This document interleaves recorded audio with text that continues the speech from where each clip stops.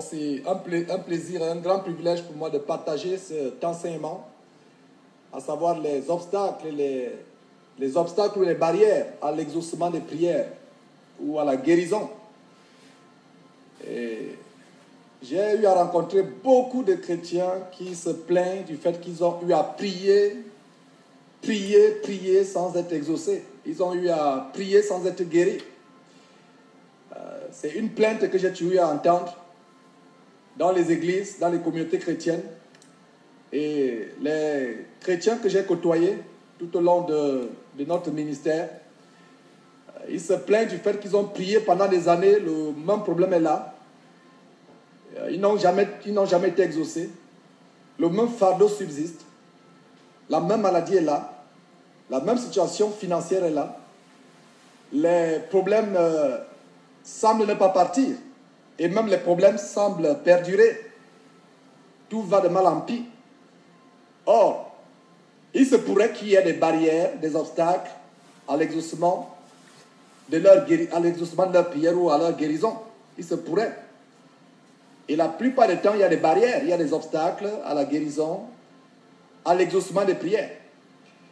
Et nous allons voir tour à tour 8 obstacles ou barrières à l'exaucement des prières et à la guérison.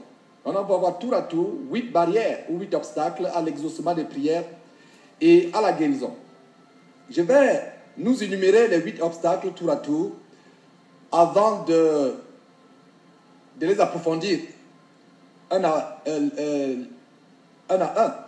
Donc le premier obstacle, c'est l'ignorance de la volonté et de la parole de Dieu. Ça, c'est le premier obstacle, la première barrière, et c'est l'une des grandes barrières, à savoir l'ignorance de la parole et de la volonté de Dieu. Deuxième barrière ou deuxième obstacle, c'est le manque de foi, ou l'incroyance ou l'incrédulité. Ça, c'est la deuxième barrière ou le deuxième obstacle. Le troisième obstacle ou la troisième barrière, c'est des péchés non confessés ou alors une vie de péché. Donc, s'il y a des péchés dans vos vies que vous n'avez pas confessés, ça peut être une barrière ou un obstacle à l'exaucement des prières ou à la guérison. Quatrième barrière ou quatrième obstacle, une attitude de manque de pardon à l'égard d'autres personnes. Une attitude de manque de pardon ou une attitude de rancœur à l'égard d'autres personnes.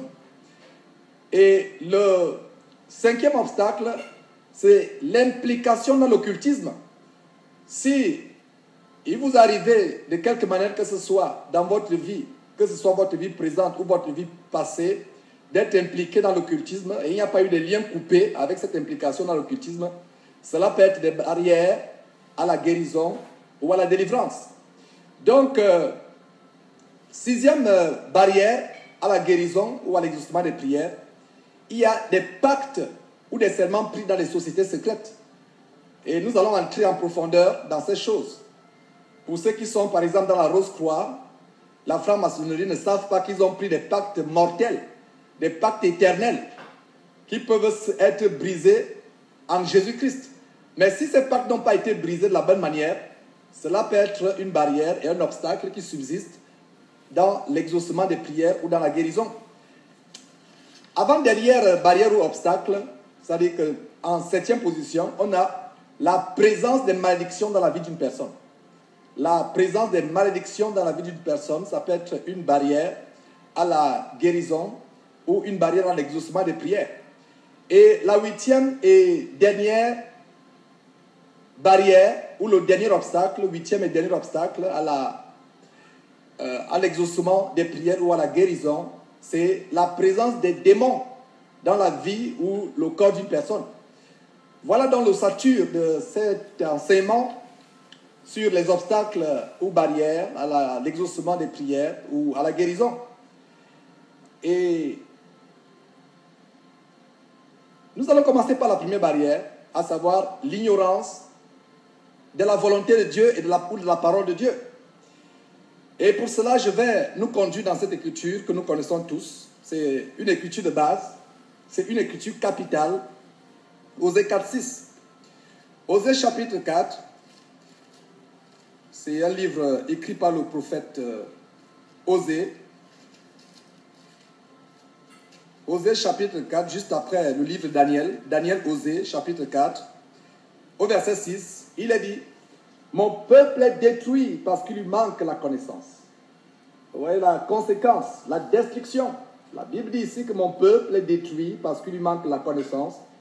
Puisque tu as rejeté la connaissance, je te rejetterai et tu seras dépouillé de mon sacerdoce. Ouais. Beaucoup de chrétiens sont ignorants de ce que Jésus a accompli sur eux sur la croix. Et si vous êtes ignorant de ce que Jésus a accompli sur vous sur la croix, c'est une barrière, c'est un obstacle à votre prière, à l'exaucement de votre prière, à la guérison. Nous devons être conscients de ce que Jésus a accompli sur nous sur la croix. L'ignorance est fatale. L'ignorance est quelque chose qui vous met dans la prison, prison spirituelle. L'ignorance est quelque chose qui peut détruire votre vie. Ici, nous voyons que mon peuple est détruit parce qu'il lui manque la connaissance. C'est la volonté de Dieu que nous soyons dans la connaissance de sa parole et de sa volonté. La parole, la Bible, c'est la parole et la volonté de Dieu révélée. Et quand je vois comment certaines personnes pensent que la Bible n'est qu'un livre banal écrit par les hommes, ça c'est un blasphème venu tout droit de l'enfer. La Bible, c'est la parole et la volonté de Dieu révélée. Parce que ce n'est pas par une volonté d'homme que la Bible a été écrite. Mais c'est poussé par le Saint-Esprit que les gens ont parlé de la part de Dieu et ont écrit cette Bible. Donc nous ne devons pas être ignorants au sujet des promesses contenues dans la Bible, des promesses directes. Je vous assure que la parole de Dieu a environ 1000 promesses directes concernant tous les aspects de notre vie. Que ce soit la vie sur le plan financier, sur le plan sentimental, sur le plan matrimonial, sur le plan familial, sur le plan de la santé. Il y a tellement de promesses dans la Bible. Mais combien sont les chrétiens qui sont au courant des promesses? Et vous ne pouvez pas véritablement recevoir quelque chose de Dieu à moins que vous ne sachiez si c'est disponible ou pas. Pour aller à votre frigidaire, pour vous servir un verre de jus, il faut d'abord savoir que ce verre de jus est disponible. Et une fois que ce verre vous savez que le jus est disponible, vous dirigez, vous ouvrez votre réfrigérateur, vous servez un verre de jus. Vous ne pouvez pas aller à votre compte bancaire si vous n'êtes pas au courant qu'il y a de l'argent. Vous voyez l'ignorance. Imaginez que vous avez $1 million dans votre compte bancaire qui a été viré de manière surnaturelle. Mais vous avez un problème pour payer votre loyer, vous n'avez pas de voiture, vous êtes affamé, mais vous ne savez pas qu'il y a $1 million ou de dollars reposant tranquillement dans votre compte bancaire. Vous voyez l'ignorance. C'est la même chose sur le plan spirituel. Nous ignorons des promesses contenues dans la parole de Dieu pour notre vie. Nous ignorons ce que Dieu peut faire pour nous dans la parole de Dieu. C'est pour cela que ce merveilleux verset dit Osée chapitre 4, verset 6 qu'on vient de lire, que mon peuple est détruit parce qu'il lui manque la connaissance. La connaissance de la parole de Dieu nous met derrière les portes fermées. Notre vie est comme s'il était emprisonné dans un cage. Donc nous devons être au courant de tout ce que Dieu en Christ a accompli pour nous. Il est dit en Pierre que Dieu nous a donné tout ce qui contribue à la vie et à la piété. Combien de chrétiens sont au courant que Dieu nous a donné en Jésus-Christ tout ce qui contribue à la vie et à la piété? Combien de chrétiens savent que c'est par la meurtrissure de Jésus que nous sommes guéris? Comme le dit Ésaïe au chapitre 53 de manière prophétique. C'est par la meurtrissure de Jésus que nous sommes guéris. Combien de chrétiens savent que c'est la volonté de Dieu que nous ayons une vie qui soit dans l'abondance? Pas une vie misérable. Pas une vie ballottée par la maladie, par les problèmes financiers. Beaucoup ne pensent même pas que Dieu peut les sortir de leur situation. Beaucoup en sont arrivés au point où ils acceptent leurs conditions, leur situation. C'est un mensonge de Satan d'arriver au point où vous acceptez, vous dites c'est tout à fait normal, je vais tolérer ce que je traverse. C'est tout à fait... Non, c'est la volonté de Dieu. Sinon, pensez-vous que c'est en vain que Dieu a envoyé Jésus-Christ sur la croix pour faire mourir son fils Jésus-Christ? C'est justement pour que nous ayons une vie qui soit dans l'abondance. Jean chapitre 10, verset 10, dit Satan le voleur ne vient que pour dérober, égorger et détruire. Voilà les 3 choses que Satan fait. Et il n'y a pas d'autre chose qu'il puisse faire. Je plains ceux qui vont à Satan pour le servir. Je plains ceux qui vont à Satan. S'ils savaient ce qu'était la vraie nature de Satan, ils n'iraient pas à Satan. Et j'aime souvent dire que si Satan avait écrit un livre, une Bible à lui, personne n'ira à Satan, parce que sa Bible dévoilerait son vrai visage. Mais nous avons notre Bible, la parole de Dieu dévoile ce que Satan fait. Dans Jean chapitre 10, verset 10, le voleur ne vient que pour dérober, égorger et détruire. Mais Jésus-Christ est venu afin que les brebis aient la vie, et l'aient en abondance. Jésus n'est pas venu pour qu'on ait la mort prématurée. Jésus n'est pas venu pour qu'on se suicide. Il n'est pas venu pour qu'on ait la mort. Il est venu pour que les brebis aient la vie. Les brebis. Et parlant de brebis, il n'est pas dit bouc. Il est dit brebis. La brebis est docile. La brebis n'est pas rebelle dans la parole de Dieu. La brebis est docile. La brebis ne sautille pas de gauche à droite, comme le bouc. Elle n'a pas les cornes pour frapper quiconque veut la reprendre. La brebis est docile. Donc, Jésus est venu afin que les brebis, ceux qui obéissent à la parole de Dieu, aient la vie et qu'elle est en abondance. Vous voyez donc les merveilleuses promesses qui existent. Qu'en est-il de 2 Corinthiens chapitre 9, verset 8, qui dit que Dieu peut vous combler de toutes sortes de grâces, afin que possédant en toutes choses de quoi satisfaire à tous vos besoins, vous ayez encore en abondance pour toute bonne œuvre. Qu'en est-il de cette promesse? Ouais. L'ignorance des promesses de Dieu dans la Bible sont un obstacle à l'exaucement des prières. C'est la raison pour laquelle nous devons lire la Bible pour être au courant des promesses qui sont contenues dans la Bible et qui concernent tous les aspects de notre vie. Tous les aspects sont couverts, je vous assure. Dieu voudrait que nous ayons une vie qui soit dans l'abondance. Il nous a donné tout ce qui contribue à la vie et à la piété. C'est quelque chose de très très grand. C'est quelque chose de très grand. Qu'en est-il de Philippiens chapitre 4, verset 19? Il est dit, et mon Dieu pourvoira à tous vos besoins selon sa richesse avec gloire en Jésus-Christ. Parlez-moi d'une promesse. Voilà une promesse. Il n'est pas dit que Dieu pourvoira à certains de vos besoins. Mais il a dit, et mon Dieu pourvoira à tous vos besoins. Besoin de santé, besoin d'intégrité physique, mentale, émotionnelle, psychologique.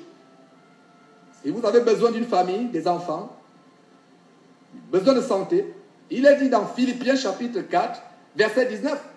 Combien de chrétiens savent que ce verset existe dans la Bible? Combien de chrétiens savent que Dieu leur a donné tout ce qui contribue à la vie et à la piété? Vous voyez? Combien de chrétiens sont au courant du fait que Dieu nous a donné tout ce qui contribue à la vie et à la piété? Donc nous devons connaître la parole de Dieu. Nous devons connaître tout ce que Dieu a rendu disponible dans notre vie par Jésus-Christ. Et si on va dans la Bible, on va se rendre compte que Dieu a rendu disponible beaucoup de choses en Jésus-Christ. Donc nous devons confesser à Dieu notre péché d'ignorance. L'ignorance de la parole de Dieu est un péché. Nous devons dire, Seigneur, nous te demandons pardon. Nous regrettons amèrement notre ignorance. L'ignorance de tes promesses. Et nous devons nous en repentir sincèrement. Demander pardon à Dieu. L'ignorance de sa parole. L'ignorance de sa volonté pour notre vie. Beaucoup de gens pensent que c'est tout à fait normal de manquer de connaissance de la parole de Dieu. La Bible dit que mon peuple est détruit parce qu'il lui manque la connaissance. Voilà donc le premier obstacle que je voulais développer avec vous. L'ignorance de la volonté et de la parole de Dieu. Nous ne devons pas être ignorants de la connaissance de la parole de Dieu. Nous devons connaître la parole de Dieu. Quelles sont les promesses que Dieu a rendues disponibles? Quelles sont les choses que Jésus-Christ a rendues disponibles pour nous? Quelles sont les bénédictions que nous avons en Christ Jésus? La capacité pour Dieu de nous délivrer de n'importe quel problème. Donc nous devons aller à la parole de Dieu, bien-aimés, pour découvrir ses promesses et les mettre en application dans nos vies, afin que nous ayons une vie dans l'abondance. Ce n'est pas des choses que nous devons réciter. Nous devons effectivement confesser que Dieu nous a donné la vie dans l'abondance, dans toutes les catégories de nos vies, dans toutes les catégories de nos vies, en Christ Jésus. Nous devons donc dire au Seigneur, Seigneur, j'aimerais connaître ta volonté. Maintenant, le deuxième obstacle. Le deuxième obstacle à l'exaucement des prières et à la guérison, c'est l'incroyance. Quand je parle d'incroyance, je parle d'incrédulité. Et quand je parle d'incrédulité, je veux dire tout simplement le manque de foi. Le manque de foi. Et laissez-moi vous dire, mes bien-aimés frères et sœurs, l'incroyance ou le manque de foi n'est pas une faiblesse, comme la plupart des chrétiens le pensent. C'est un péché grave. L'incroyance ou le manque de foi ne sont pas des faiblesses. Quelqu'un dit j'ai la faiblesse, je manque. Ce n'est pas une faiblesse, c'est un péché grave. C'est un péché grave aux yeux de Dieu. Et pour cela, je vais vous prier de vous tourner vos Bibles dans Hébreux chapitre 3. Hébreux chapitre 3, versets 12 et 13. Nous allons lire cette écriture par rapport à ce deuxième obstacle. Et c'est un obstacle très grand. C'est un grand obstacle à l'exaucement des prières. Donc, Hébreux chapitre 3, versets 12 à 13, il est écrit: Prenez garde, frères, que quelqu'un de vous n'ait un cœur mauvais et incrédule, au point de se détourner du Dieu vivant. Mais exhortez-vous les uns les autres chaque jour, aussi longtemps qu'on peut dire aujourd'hui, afin qu'aucun de vous ne s'endurcisse par la séduction du péché. Ce verset est profond. Je redis le verset 3. Prenez garde. Vous voyez, Dieu nous met en garde. Dieu nous met en garde. Prenez garde. C'est un avertissement. C'est quelque chose de très sérieux ici, au chapitre 3 des Hébreux, au verset 12. Prenez garde. C'est une mise en garde. C'est un avertissement. Prenez garde, frères, que quelqu'un de vous n'ait quoi? Un cœur mauvais et comment? Incrédule. Un cœur mauvais ou incrédule. Donc le fait d'être incrédule, c'est d'avoir un cœur mauvais. Un cœur incrédule. Dieu nous met en garde d'avoir un cœur incrédule. Un cœur qui ne croit pas à la puissance de Dieu, la puissance de délivrance. Dieu nous met en garde. J'insiste là-dessus. Dieu ne voudrait pas que nous ayons un cœur mauvais et incrédule. Beaucoup de gens ont des cœurs bons, mais ils sont incrédules. Vous voyez, tu peux être bon, un cœur bon, mais si c'est un cœur incrédule, ça ne vaut rien. Tu vas en enfer à cause de ça. Je vous assure que beaucoup de personnes, beaucoup de chrétiens qui étaient bons toute leur vie, se retrouveront en enfer, pourront rater l'enlèvement, tout simplement parce qu'ils avaient un cœur incrédule. L'incrédulité n'est pas une faiblesse, frères et sœurs. Ce n'est pas une faiblesse, c'est un péché grave. Donc le verset dit encore, prenez garde, frères, que quelqu'un de vous n'ait un cœur mauvais et incrédule au point de se détourner du Dieu vivant. Voilà ce qui arrive. Parce que quand vous commencez à mettre en doute la puissance de Dieu, parce que manquer de foi, être incrédule, être incroyant, c'est quoi? Vous remettez en cause, vous doutez la puissance de délivrance de Dieu. Vous doutez de la capacité extraordinaire, surnaturelle, phénoménale de délivrance de Dieu. Vous mettez Dieu en question. Vous dites, est-ce que Dieu peut vraiment me sortir de cette maladie? Est-ce que Dieu peut me sortir de ces problèmes? Donc, Dieu en garde. Verset 13. Mais exhortez-vous les uns les autres chaque jour. J'aime bien ce verset. Soulignons chaque jour. N'est-ce pas ce que nous faisons depuis des mois? Chaque jour. Voilà. Alléluia. Chaque jour. Ce n'est pas une fois par semaine ou une fois par mois. Exhortez-vous les uns les autres chaque jour, aussi longtemps qu'on peut dire aujourd'hui, afin qu'aucun de vous ne s'endurcisse par la séduction du péché. Donc la raison pour laquelle nous nous exhortons chaque jour, c'est pour que nous puissions arriver à ce standard de la foi, afin que personne n'arrive au point où il s'endurcisse par la séduction du péché. Donc l'incrédulité, c'est un péché grave. Donc Dieu nous met en garde ici que personne n'ait un cœur incrédule et mauvais.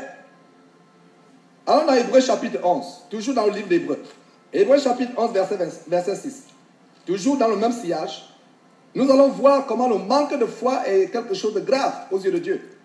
C'est un péché grave dont on doit se repentir. On doit confesser, Seigneur, pardonne-moi mon manque de foi. Pardonne-moi mon incroyance. Hébreux chapitre 11, verset 6. Il est dit dans Hébreux chapitre 11, verset 6, Or la foi Or, sans la foi, il est impossible de lui être agréable. Voyez, on ne peut pas être agréable à Dieu si on n'a pas de foi. Car il faut que celui qui s'approche de Dieu croit que Dieu existe et qu'il est le rémunérateur de celui qui le cherche. Donc, quand vous vous approchez de Dieu, vous devez croire que Dieu non seulement existe, mais qu'il est le rémunérateur de ceux qui le cherchent. Dans la prière, dans les jeûnes, dans les veillées, dans les veilles, dans l'adoration, dans la louange. Il est le rémunérateur de ceux qui le payent, de ceux qui le cherchent. Et dans un enseignement précédent, j'enseignais par rapport au mot rémunérateur, ça signifie celui de qui vous recevez votre salaire. Voilà. Ça, c'est le salaire. Il y a un salaire qui s'attache à la foi. Quand vous avez la foi en Dieu, il y a un salaire. Ouais, le rémunérateur de ceux qui le cherchent. Rémunérer, ça veut dire recevoir le salaire de quelqu'un. Et ce verset établit la fondation du salaire qui est lié à la foi. Et ce verset en même temps dit, sans la foi, il est impossible d'être agréable à Dieu. Donc c'est un péché grave. Ça confirme les choses qu'on vient de lire dans Hébreux chapitre 3, verset 12. Allons dans Jacques, s'il vous plaît. Et Jacques montre plus profondément, plus clairement, plus amplement l'obstacle que la foi peut constituer aux prières, ou à la guérison, ou à quoi que ce soit que vous voulez de Dieu. Donc immédiatement après le livre d'Hébreux, nous avons Jacques chapitre 1, versets 5 à 8. Donc Jacques chapitre 1, verset 5 à 8, il a dit, si quelqu'un d'entre vous manque de sagesse, ici il a dit sagesse, mais nous pouvons étendre ce verset à quoi que ce soit que nous manquions. Quoi que ce soit, est-ce la santé? Est-ce l'intégrité mentale, émotionnelle, psychologique? Avons-nous un problème de trouver le sommeil? Avons-nous des problèmes financiers? Avons-nous des perturbations sur le plan conjugal, familial, professionnel, dans notre lieu de travail? Quoi que ce soit, pourquoi nous prions? Le verset 5 dit, si quelqu'un d'entre vous manque dans de sagesse ou toute autre chose, qu'il la demande à Dieu, qui donne à tous simplement et sans reproche, et elle lui sera donnée. Verset 6. Mais qui la demande avec foi, sans douter, car celui qui doute est semblable au flot de la mer, agité par le vent et poussé de côté et d'autre. Qu'un tel homme ne s'imagine pas qu'il recevra quelque chose du Seigneur, c'est un homme irrésolu, inconstant dans toutes ses voies. Voyez, voilà, c'est clair. La Bible dit qu'un tel homme ne s'imagine pas qu'il recevra quelque chose du Seigneur. Donc voilà une barrière claire à l'exaucement de nos prières ou à la guérison. Qu'un tel homme ne s'imagine pas qu'il recevra, il ou elle recevra quelque chose du Seigneur parce que la personne manque de foi. Donc je disais plus haut que l'incroyance ne devrait pas être considérée comme une faiblesse, comme beaucoup de chrétiens le pensent à tort. Mais au contraire, c'est un péché grave qui irrite Dieu. C'est quelque chose d'abominable aux yeux de Dieu. C'est la raison pour laquelle nous devons confesser notre péché de manque de foi à Dieu. Confesser notre péché d'incroyance. Nous en repentir, demander à Dieu de nous pardonner notre manque de foi. Et lui demander en même temps d'augmenter notre foi. Oui. Troisième obstacle. Nous allons passer au troisième obstacle, à l'exaucement des prières ou à la guérison. C'est des péchés non confessés et une vie de péché chronique. Commençons d'abord par les péchés non confessés. Et pour cela, tournons dans Proverbe chapitre 28, verset 13. Proverbe chapitre 28, verset 13. Proverbe, juste après le livre de Psaume. Proverbe chapitre 13, chapitre 28 plutôt, pas chapitre 13, mais chapitre 28. Proverbe chapitre 28, verset 13. Il a dit, celui qui cache ses transgressions ne prospère point, mais celui qui les avoue et les délaisse obtient miséricorde. Voilà une clé phénoménale qui nous montre que s'il y a des péchés non confessés, nous ne pouvons pas prospérer. Prospérer signifie avoir une issue, avoir des portes ouvertes, des bénédictions dans nos vies. Mais nous ne pouvons pas prospérer si nous cachons les transgressions. Il y a des gens qui pensent que tant que la personne ne confesse pas ses péchés à Dieu, Dieu ne sera pas au courant. Mais n'oublions pas que Dieu est omniscient. Il y a des gens qui disent, tant que je ne confesse pas Dieu, ok, Dieu ne saura pas. Mais Dieu ne vous demande pas de lui confesser nos péchés parce que nous devons lui en informer. Non, il sait déjà avant qu'on ne... Il sait au moment où on pêche, il sait déjà. Des fois, même on n'a pas encore péché, mais il sait qu'on péchera. Il sait même, il sait les motivations de notre cœur. Et donc la parole de Dieu dit ici, celui qui confesse, donc nous devons confesser nos péchés à Dieu. Hein? S'il y a dans la vie des gens des péchés qui n'ont pas été reconnus, admis, confessés, c'est un obstacle. C'est un obstacle à la guérison, c'est un obstacle à l'exaucement des prières. Donc vous qui écoutez cet enseignement, examinez vos cœurs pour voir s'il y a un péché que vous n'avez pas confessé à Dieu. Et confessez tout péché que le Saint-Esprit va vous en train de vous montrer, comme nous continuons cet enseignement. Confessez, demandez au Saint-Esprit de vous montrer s'il y a un péché caché, s'il y a un péché que vous n'avez pas confessé dans votre vie. Confessez ce péché, demandez au Saint-Esprit, Saint-Esprit, secoue la corbeille de ma mémoire, secoue la corbeille de ma mémoire. Amène-moi le souvenir de tout péché que je n'ai pas confessé dans ma vie, que j'aurais dû confesser. Et laissez-moi vous dire qu'un péché qui n'a pas été confessé, c'est une porte ouverte. C'est une très très grande porte ouverte. Donc nous devons confesser ces péchés. Nous devons confesser tous ces péchés. Et la Bible, donc Proverbe dit, celui qui cache ses transgressions. Et ce verset est tellement fort. Ce verset est étonnant. Ce verset dit celui qui cache. Comment peut-on cacher ses transgressions à Dieu puisque Dieu les connaît déjà? Mais le mot cacher, ça veut dire que celui qui ne veut pas délibérément dire, Seigneur, voilà ce que j'ai fait. Je viens à toi, je demande pardon. J'ai eu telle pensée que je n'aurais pas dû avoir. J'ai eu telle parole de ma bouche que je n'aurais pas dû sortir de ma bouche. J'ai posé tel acte que je n'aurais pas dû poser. Il y a des années de cela, j'avais fait ceci, Seigneur, j'aimerais te ramener le souvenir de ma faute. Je ne l'avais pas confessé. Vous voyez? C'est un risque de ne pas confesser, c'est un péché. C'est le travail du Saint-Esprit de vous rappeler certains aspects sombres de votre vie ou de notre vie. Vous voyez? Donc c'est comme cela. Donc voilà, des péchés non confessés ouvrent la porte. Ouvrent la porte des péchés qui n'ont pas été confessés. Donc nous devons confesser tout péché. Et laissez-moi vous dire qu'il n'y a aucun péché qui ne puisse être purifié, sauf le péché impardonnable. Il y a un péché impardonnable dont parle la Bible. Mais ce n'est pas l'objet de notre enseignement. Mais tout péché, sauf celui qui est impardonnable, la Bible parle, le blasphème contre le Saint-Esprit. C'est tout ce que je peux dire à ce sujet. Tout péché est pardonnable. Oui, tout péché est pardonnable. Donc nous devons arriver au point où nous confessons nos péchés les uns aux autres. Non seulement les uns aux autres, dans la sincérité, mais à Dieu. Pourquoi il dit les uns aux autres? Parce que, je vous assure, publiquement, quand vous arrivez, vous dites, frère, est-ce que tu... Quand il dit publiquement, ça veut dire que quelqu'un... C'est un signe vraiment que Dieu vous a... C'est un signe que vous avez vraiment... Vous êtes vraiment repenti de ce péché.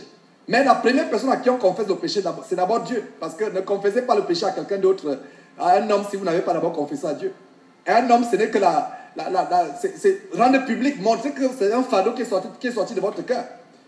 Donc nous devons confesser les péchés et avoir conscience que le sang de Jésus-Christ nous purifie de tout péché. Allons lire cela, allons dans 1 Jean, s'il vous plaît. 1 Jean. 1 Jean chapitre 1, verset 9. Voilà, vous allez voir ce qui arrive quand on confesse nos péchés. 1 Jean chapitre 1, verset 9. Donc il a dit, si nous confessons nos péchés, il est fidèle et juste pour nous les pardonner et pour nous purifier de toute iniquité. Oui, ce verset est tellement grand. Ce verset est fort. Je relis ce verset. Il a dit, si nous confessons nos péchés, il est fidèle et juste pour nous les pardonner et pour nous purifier de tout péché. Pour nous purifier de tout péché. Oui, si nous confessons nos péchés, je vais lire ce passage à nouveau. Je vais insister, je vais passer un peu de temps dans ce passage. Et je vais passer un peu. Je relis. Et nous sommes en train de voir le deuxième obstacle. Le deuxième obstacle à l'exaucement des prières. Parce que pour ceux qui viennent de se joindre, une fois encore, l'enseignement que nous sommes en train de partager ce matin, ou cette nuit, selon votre temps horaire, c'est les obstacles ou les barrières à l'exaucement des prières ou à la guérison.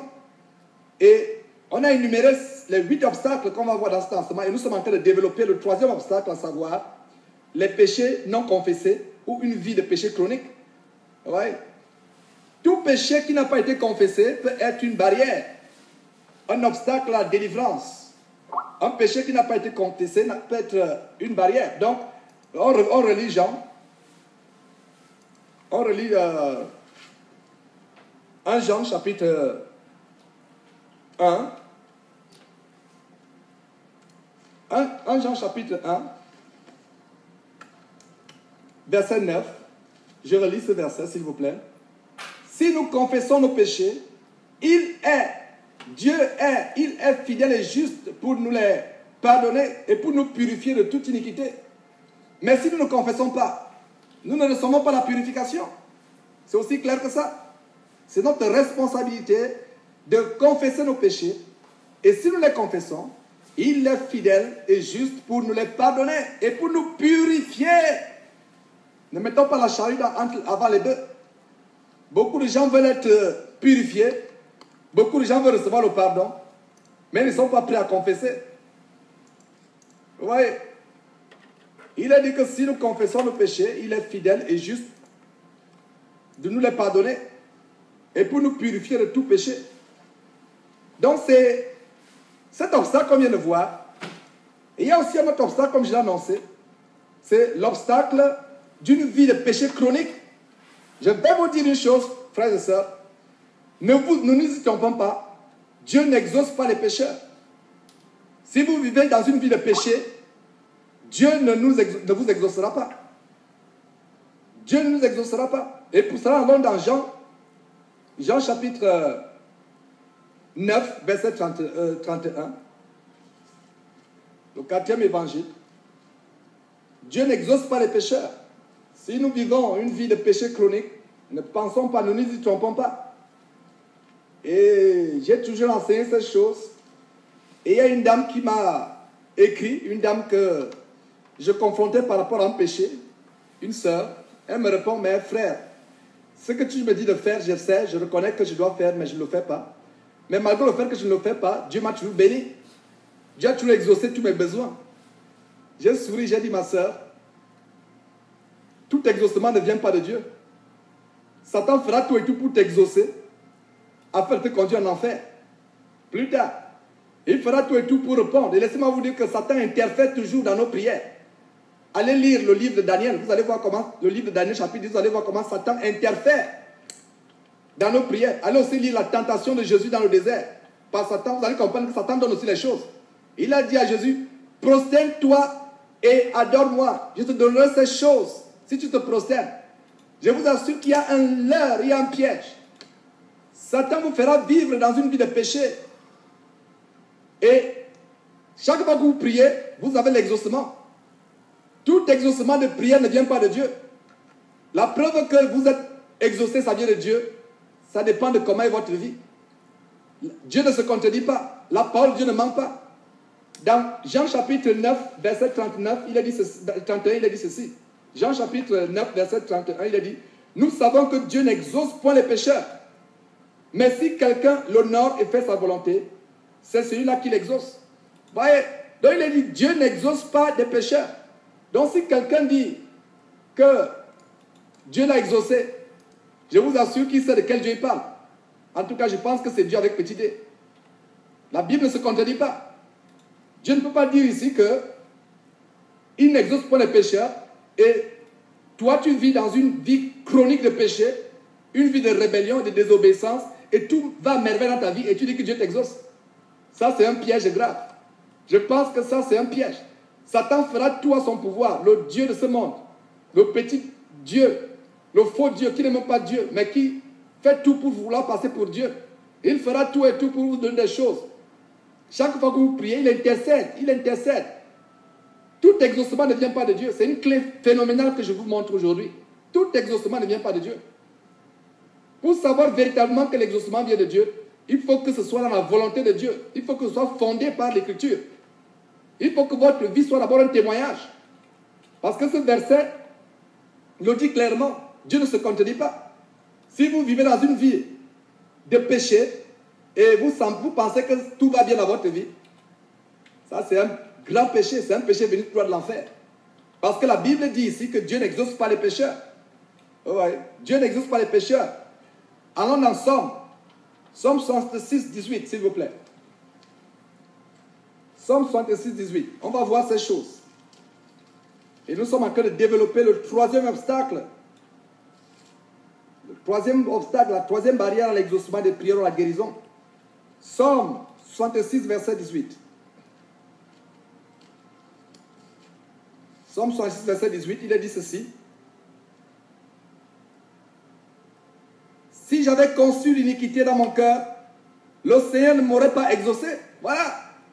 Ça confirme ce qu'on vient de lire dans Jean, chapitre 9, verset 31. Il est dit ici, si j'avais conçu l'iniquité, si vous confessez, vous concevez, rien que la conception, regardez à quel point Somme 106, regardez où Somme 106, verset 18 va, il va plus loin.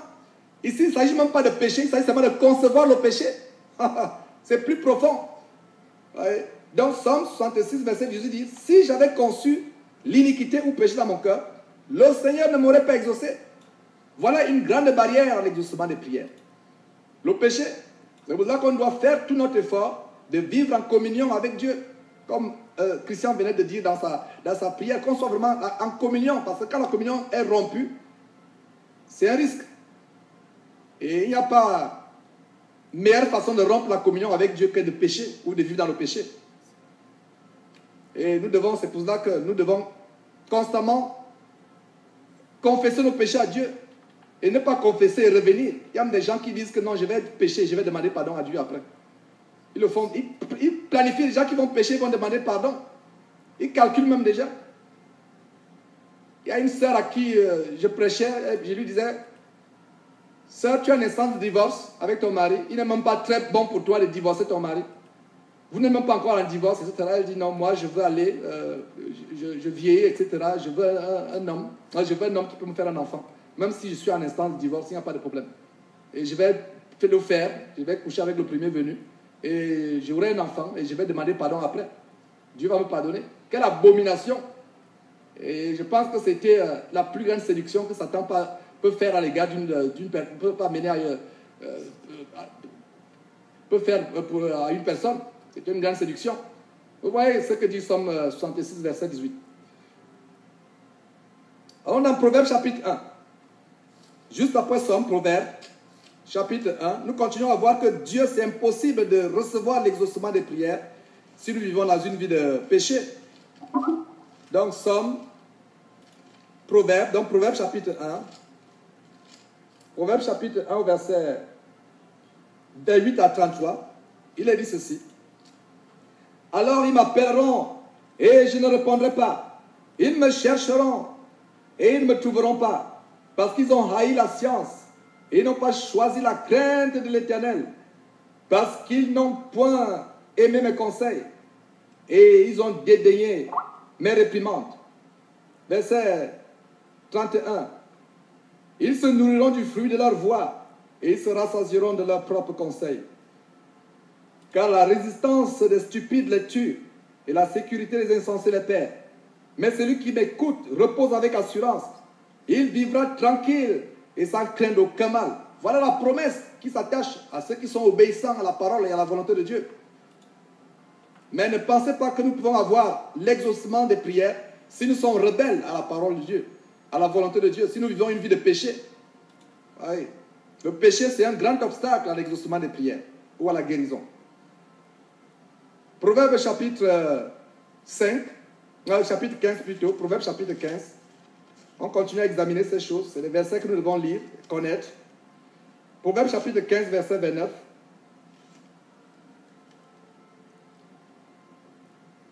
Il a dit, l'Éternel s'éloigne des méchants, mais il écoute la prière des justes. Voilà, ce verset est tellement clair. L'Éternel s'éloigne des méchants, mais il écoute la prière des justes. Nous venons de voir comment l'Éternel s'éloigne l'Éternel s'éloigne des méchants, mais il écoute la prière des justes. Qu'en est-il de Proverbes chapitre 28, verset 9? Nous sommes toujours dans Proverbes 28, verset 9. Il est dit ceci. Si quelqu'un détourne l'oreille pour ne pas écouter la loi, sa prière même est une abomination. Ce verset, c'est le verset le plus fort. Je vous assure. Ce verset fort, il m'a toujours choqué ce verset. Ça veut dire que si votre oreille est rebelle à la parole et à la volonté de Dieu, votre prière est une abomination. Qu'est-ce qu'on peut en conclure? Quelle déduction peut-on en faire? Si nous vivons dans nos péchés, s'il vous plaît, ce n'est pas la peine de prier. Vous faites du bruit aux oreilles de Dieu. C'est une abomination. Si quelqu'un détourne l'oreille pour ne pas écouter la loi, ça veut dire écouter ici, c'est là mettre en pratique. La loi ici, c'est la parole de Dieu, la volonté de Dieu, la Bible. Donc si vous êtes rebelle à la parole de Dieu, votre prière même est une abomination. Dieu ne vous écoute pas. C'est des choses graves. Oui, c'est des choses tellement graves. Notre prière est une abomination quand nous sommes rebelles à la parole de Dieu. Si quelqu'un détourne son oreille pour ne pas écouter la loi, sa prière même est une abomination, dit la parole de Dieu. Et on va lire un dernier verset. Michée, chapitre 3. Michée, chapitre 3, juste après Jonas. Voyez. Osée, Joël, Amos, Abdias, Jonas, Michée. Donc Michée chapitre 3 verset 4, il a dit ceci. Alors ils crieront vers l'Éternel, mais il ne leur répondra pas. Il leur cachera sa face en ce temps-là, parce qu'ils ont fait de mauvaises actions. Vous voyez, voilà notre détail. Vous criez à l'Éternel, l'Éternel ne vous répond pas. Il vous cache sa face, tout simplement parce que vous avez fait de mauvaises actions. Donc, voilà le troisième obstacle à l'exaucement des prières ou à la guérison, la troisième barrière, à savoir une vie de péché ou des péchés non confessés. Très rapidement, nous allons passer dans l'implication, plutôt nous allons passer dans une attitude d'un cœur mauvais à l'égard des autres, une attitude de manque de pardon. Ça, c'est le quatrième obstacle. Et c'est un obstacle dangereux. Et c'est un obstacle, selon ma modeste expérience, dans ma marche chrétienne, dans le ministère en Christ. Les chrétiens ont les cœurs rancuniers, pleins de manque de pardon. Si vous doutez de ce que je suis en train de dire, alors pourquoi y a-t-il des divorces dans les communautés chrétiennes? Et il n'y a pas de raison pour lesquelles un couple marié peut divorcer. Le divorce a pour raison le manque de pardon. Et le quatrième obstacle à l'exaucement des prières, c'est une attitude de manque de pardon ou de ressentiment à l'égard des autres. À l'égard des autres. C'est un obstacle qui est récurrent dans les communautés chrétiennes. Et je vais vous montrer ce que Jésus-Christ dit, ce que l'évangile de Marc est en train de dire au verset 11. Au chapitre 11 plutôt, Marc chapitre 11, verset 25 à 26, on va voir ces choses. Nous devons pardonner à qui que ce soit. Peu importe ce qu'on vous a fait. Peu importe. Jésus a dit, si quelqu'un a péché contre vous 7 fois dans la journée et revient vers vous 7 fois pour vous demander pardon, les 7 fois vous lui pardonnerez. Alors ce qu'il disait aux disciples, à la suite de quoi certains disciples lui ont dit, Seigneur, augmente la foi, c'est difficile. Mais je vous assure que ce n'est pas difficile. Après que je vais vous démontrer ceci. Pardonner à quelqu'un, ce n'est pas un acte d'altruisme. Ce n'est pas un acte d'humanisme, je vous assure. C'est l'acte le plus égoïste, le plus individualiste qui soit. Parce que quand vous pardonnez aux autres, vous faites du bien. C'est l'acte le plus égoïste qui soit. C'est l'acte le plus individualiste, le plus selfish qui soit. Quand vous pardonnez aux autres, vous faites du bien. vous faire du bien. Donc ce n'est pas un acte, c'est un acte d'individualisme et d'égoïsme, je vous assure. Parce que quand vous pardonnez aux autres, Dieu vous pardonne aussi. Dieu vous pardonne. Et Dieu exauce vos prières. Ça, c'est un obstacle très grave à l'exaucement des prières. C'est un obstacle très grave. Donc, allons dans Marc chapitre 11, s'il vous plaît. Nous allons lire Marc chapitre 11. Marc chapitre 11. Matthieu, Marc chapitre 11. Versets 25 à 26.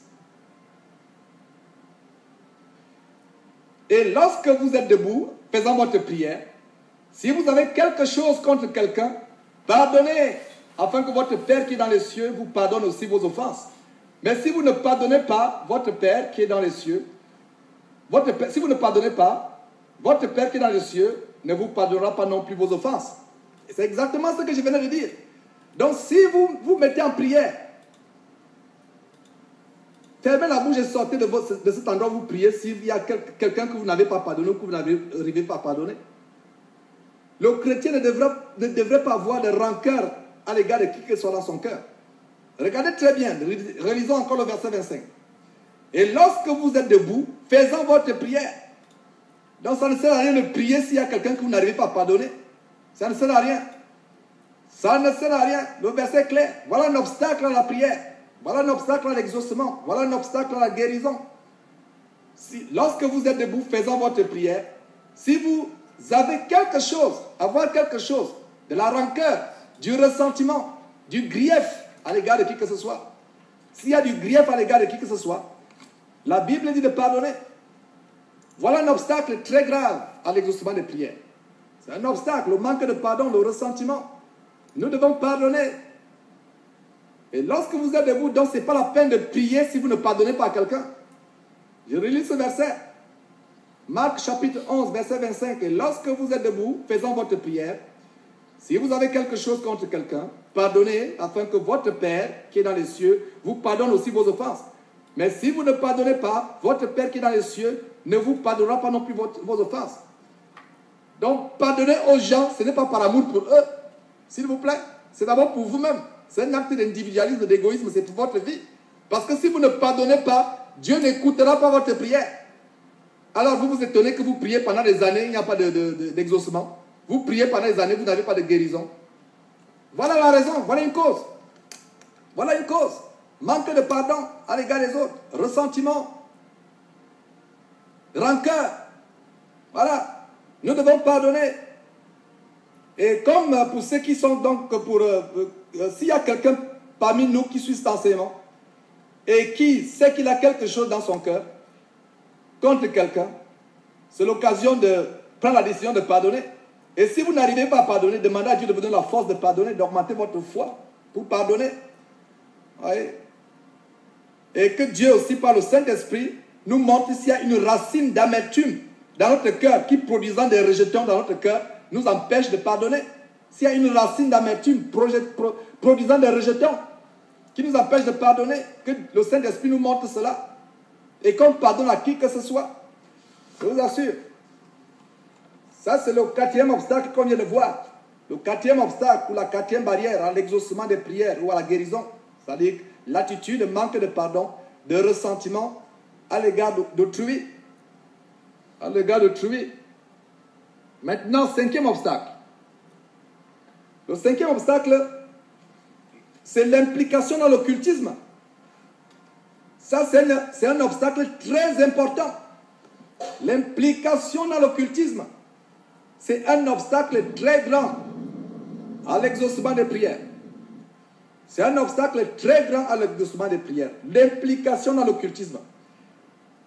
Le simple fait de vous abonner à un journal juste pour lire l'horoscope ou d'avoir un lien internet qui vous envoie des messages d'horoscope tous les jours, ça c'est une implication dans l'occultisme.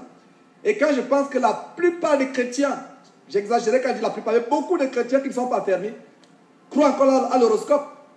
Je vais vous montrer tout à l'heure l'abomination de ce qu'est l'horoscope. Il y a une sœur avec qui j'ai prié dernièrement qui m'a avoué que vraiment c'était son problème. Il y a plusieurs qui m'ont avoué, et moi qui vous parle, J'étais un adepte de l'horoscope. Mon peuple est détruit parce qu'il lui manque la connaissance. On a vu cela tout à l'heure. Donc l'implication dans l'occultisme. Et vous pouvez être impliqué dans l'occultisme sans même le savoir.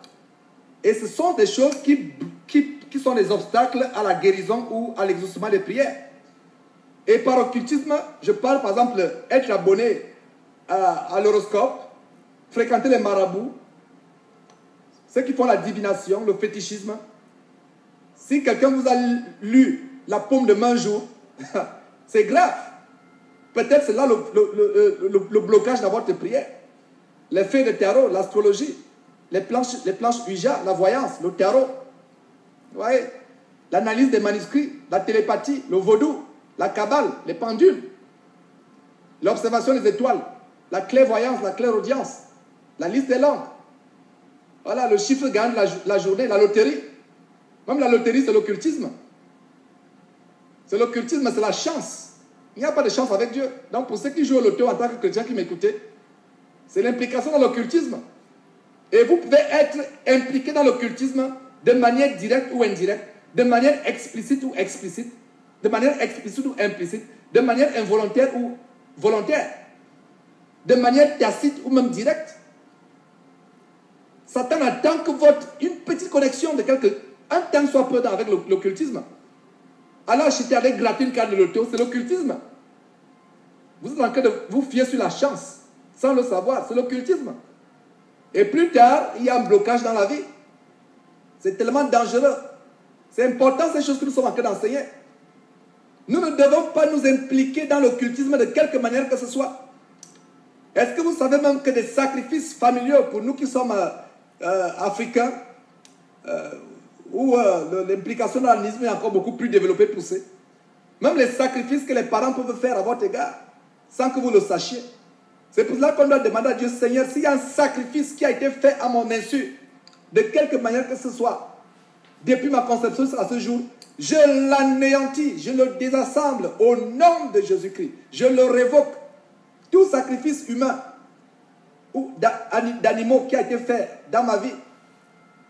Il peut arriver que les parents sont allés voir des marabouts pour vous sans que vous sachiez. Et vous dans l'ignorance, et c'est votre problème. C'est pour ça que, comme nous sommes en train d'argumenter, d'approfondir cette section, demandez à Dieu s'il y a un lien, de vous montrer par son Saint-Esprit, s'il y a un lien d'occultisme dans votre vie. Débarrassez-vous de tout attachement à l'horoscope, à ces choses. Ouais. Et c'est un manque de croyance. Allons dans Deutéronome chapitre 18, s'il vous plaît. Je vais vous montrer quelque chose. Deutéronome chapitre 18.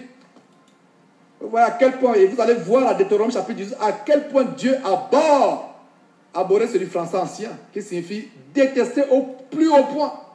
Dieu abhorre l'occultisme. Vous allez voir à quel point Dieu abhorre l'occultisme. Comment Dieu a en abomination l'occultisme. Dans Deutéronome, chapitre 18, verset 9 à 12. Donc Deutéronome, Lévitique, non, Deutéronome, chapitre 18, verset 9 à 12. Il a dit ceci. Lorsque tu seras entré dans le pays que l'Éternel ton Dieu te donne, tu n'apprendras point à imiter les abominations de ces nations-là. Voilà, écoutez, nous chrétiens, n'apprenons pas à imiter les abominations des non-chrétiens. Voilà le standard auquel Dieu nous appelle. N'imitons pas leurs abominations. Dieu dit, tu n'imiteras pas leurs abominations. Verset 10. Qu'on ne trouve chez toi, regardez très bien, écoutez, qu'on ne trouve chez toi personne qui fasse passer son fils ou sa fille par le feu, les sacrifices d'enfants. Personne qui exerce le métier de devin, même le métier de devin. Je vous assure que le métier de devin, c'est un métier qui ne doit pas exister. Il n'est pas du métier de devin. Donc les voyants, ici on parle de psychic, les psychics, et c'est les gens les plus prospères. Vous allez voir les célébrités, les hommes politiques, ils entrent dans une case, vous vous demandez, mais qu'est-ce que... Vous voyez un cortège qui s'arrête devant une case, etc. Vous demandez, qu'est-ce qu'ils sont en train de faire? Mais quand vous voyez psychic, vous comprenez. Vous voyez la pomme, une pomme, etc. Avec le dessin, vous savez qu'il est en train de faire... il y a une séance qui est en train de s'y dérouler, une séance. Vous voyez, qui ne trouve personne qui exerce le métier, même le simple métier de devin. Le simple métier de devin est interdit dans la parole de Dieu. Le métier de devin. Le métier de devin. Le métier d'astrologue. Il y a des émissions télé, des émissions radio réservées à l'astrologie, à l'horoscope. Le métier de devin, qu'on ne trouve personne. Marabout, féticheur, prêtre de vaudou, kabbaliste, etc. Qu'on ne trouve, verset 10, chez toi, personne qui fasse passer son fils par le feu, personne qui exerce le métier de devin, d'astrologue, d'augure, de magicien. Verset 11, d'enchanteur, personne qui consulte ceux qui évoquent les esprits ou qui disent la bonne aventure, personne qui interroge les morts.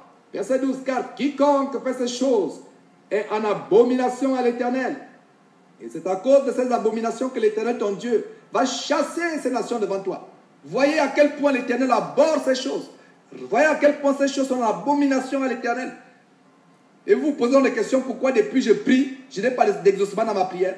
Peut-être qu'il y a une implication passée dans l'occultisme de quelque manière que ce soit un temps soit peu, qui n'a pas été brisé. Et si, pendant que je suis en train d'enseigner, si demandez au Saint-Esprit de vous révéler s'il y a quelque chose, une implication de quelque manière que ce soit, implicite ou explicite, direct ou indirect, volontaire ou involontaire, consciente ou inconsciente dans l'occultisme. Et même si ce n'est pas le cas, j'aimerais que nous soyons prudents. Et la prudence voudrait qu'autant dire, Seigneur, s'il y a dans ma vie une implication quelconque avec l'occultisme, je l'anéantis maintenant au nom de Jésus-Christ. Je révoque, je renonce. Donc renonçons pour être sûr, parce qu'on ne sait jamais. Hein? Ouais, refusez si quelqu'un est cancer, Verseau, Sagittaire, etc. Renoncez à cela. Ouais, un jour, hein, je me rappelle, lisant mon horoscope, parce que le monde qui vous parle était adepte à ces choses. Hein? Vous lisez votre horoscope et voilà comment ça se passe. Hein? Vous oserez à ce jour ce que les autres ne peuvent pas oser. Vous connaîtrez un succès en nourriture. Il y a des bonnes choses qui s'apprêtent, etc. Un être cher, un amour qui le cœur d'un être cher qui vous était fermé va s'ouvrir subitement, etc. Des mensonges, des choses comme cela. Ça, c'est le mensonge de Satan. Et tout ce que Satan veut, c'est que vos yeux lisent. Dès que vos yeux ont lu, c'est fini. C'est tout ce qui est nécessaire. Dès que vos yeux ont lu, c'est fini. Vous êtes dans le piège. Vous êtes dans le filet. C'est tout ce que Satan veut. Nous devons arriver à ce point où nous nous débarrassons de ces choses, frères et sœurs. Donc, l'implication dans l'occultisme. Et donc, nous venons de lire Deutéronome chapitre 18, versets 9 à 12, qui nous montre comment ces choses sont abominables. Ouais. Maintenant, allons dans Exode chapitre 23. Exode chapitre 23, nous rentrons en arrière. Genèse, Exode, le deuxième livre de la Bible. Chapitre 23, versets 24 et 25. Il est dit ceci. Exode chapitre 23. Exode chapitre 23, verset 25 et 26. Il est dit ceci. Vous servirez l'Éternel, votre Dieu, et il bénira votre pain et vos eaux, et j'éloignerai la maladie du milieu de toi. Voilà, il éloignera la maladie. Ici, on parle de maladie. Dieu promet qu'il va éloigner la maladie. C'est une promesse. Il va éloigner la maladie de nous. C'est une promesse. Combien de personnes sont au courant de cette promesse dans la Bible? Que Dieu promet qu'il va éloigner la maladie. C'est une promesse directe. Il va éloigner. Vous servirez l'Éternel. C'est tout ce qu'on a à faire. Servir dans la louange, dans l'adoration. Prêchant la parole de Dieu aux autres, à nos voisins, à nos collègues de travail, à nos camarades de classe. On sert l'Éternel dans la louange, dans les jeûnes, dans les prières, les veilles.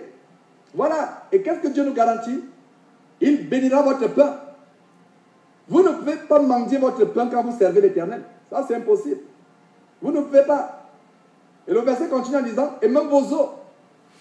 Ouais. Et j'éloignerai la maladie du milieu de toi. Ça, c'est une promesse. Je vous assure que voilà un comprimé que nous devons avaler pour ceux qui sont malades. Voilà un comprimé. Voilà un verset clair. Il éloignera la maladie. 6. Il n'y aura dans ton pays ni femme qui avorte, ni femme stérile. Je remplirai le nombre de tes jours. Et vous voyez, femme qui avorte, femme stérile. Ça, c'est des choses, les promesses qui nous sont réservées quand on est fidèle à la parole de Dieu. Mais imaginez-vous que si vous vous détournez de Dieu pour aller consulter des choses occultes, l'occultisme, alors la conséquence c'est quoi? C'est les femmes stériles, les femmes qui avortent, la maladie, la famine, la disette, etc. Vous voyez comment c'est clair ces choses. Et je vais finir par un autre détail. Nous sommes toujours en train de voir les obstacles à l'exaucement des prières, les obstacles, les barrières à l'exaucement des prières et à la guérison. Et l'obstacle que nous sommes en train de développer maintenant, c'est l'implication dans l'occultisme. Et je vais vous montrer quelque chose de tellement profond. Des choses et des objets qu'on fait introduire dans nos maisons. Et pendant que je vous parle, je vous assure, ça c'est quelque chose de très grand. Demandons au Saint-Esprit de nous révéler s'il y a un objet dans notre maison. Ça peut être un livre, ça peut être une petite carte, ça peut être quelque chose d'insignifiant. Et c'est là le problème. Vous êtes malade depuis des années, rien ne va dans votre vie, alors qu'il y a ce petit déclic. Je vous avais fait le témoignage de notre garçon.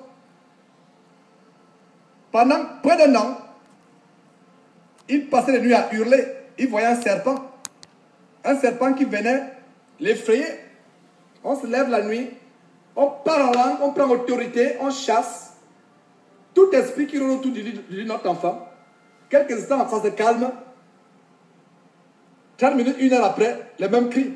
On a vécu cela pendant des mois. Des mois où on passait les nuits d'insomnie. Il faut aller au travail le matin. Quelle peine. C'était pénible. Jusqu'au jour où, à mon épouse, Dieu lui a révélé qu'il y a un problème avec son couvre-lit. Et qu'est-ce que le couvre-lit de l'enfant avait? Le couvre-lit de l'enfant avait des motifs, des caricatures, des dessins de son dessin animé préféré, de Disney. Alors Dieu a dit à mon épouse, débarrasse-toi de ce couvre-lit. C'était difficile puisque l'enfant était tellement attaché à ce couvre-lit. Comment le faire? Comment faire? Mais mon épouse a plutôt obéi à la volonté de Dieu, à la voix du Saint-Esprit, qu'aux minauderies de l'enfant. Alors, on a mis le couvrier à la poubelle. Instantanément, jusqu'à ce jour, plus de cris dans la nuit. Est-ce que vous m'écoutez, frères et sœurs? Pendant des mois, des cris hurlants, l'enfant traumatisé, pendant des longs mois, pendant une année, mais instantanément, quand on a mis à la poubelle, jusqu'à ce jour, plus de cris. Vous pensez que c'est un hasard? Je vous assure, c'est les choses spirituelles dont nous parlons. C'est des choses profondes. Faisons attention avec ce que nous mettons dans nos maisons. L'introduction des choses abominables et des idoles dans nos maisons. Par exemple, le fait d'acheter des choses dans les boutiques de souvenirs, chez les antiquaires. Vous ne savez pas quelle est l'origine, les statues, les collections. Il faut faire très attention. Même la parole de Dieu dit que tu ne feras pas d'image taillée, de représentation quelconque. Faites attention. Je n'ai rien contre l'art. Mais je vous assure que bien des fois, Satan est derrière l'art. Je sais de quoi je parle. Et beaucoup de ceux qui m'écoutent peuvent aussi savoir de quoi je parle. Satan est derrière là. Donc faites attention quand vous entrez chez les antiquaires, les antiquités, les boutiques de souvenirs, pour acheter des choses. Vous faites le tourisme, vous achetez des choses, faites tellement attention à ces choses-là. Faites attention aux choses qu'on fait entrer dans nos maisons. J'ai le témoin de cet homme de Dieu qui priait pour une femme. La femme, depuis des jours de prière, des semaines de prière, des mois de prière, aucune délivrance. Aucune délivrance. Ça allait de mal en pire. Ça allait de mal en pire.